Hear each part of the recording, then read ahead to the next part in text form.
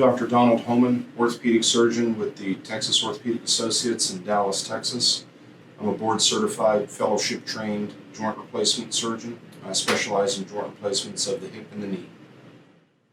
One of the things that we commonly encounter with patients is that people think that a knee replacement is, for example, where we're going to chop out a large portion of their knee or even their hip and replace that with, say a new knee or somebody else's knee. And that's a common misconception, and that's not at all what goes on. The term knee replacement is actually a misnomer. It's just left over from years of history. But a knee replacement actually only includes really just the resurfacing of the compartments of the knee. So if, for example, the implant that you're going to use is only 8 or 9 millimeters thick, then generally that's all of the bone that would come out of there is 8 or 9 millimeters. And then the knee would be then balanced between the soft tissues. And so it's not as though a large portion of the knee is chopped out and replaced with another knee. It's just a resurfacing of the compartments.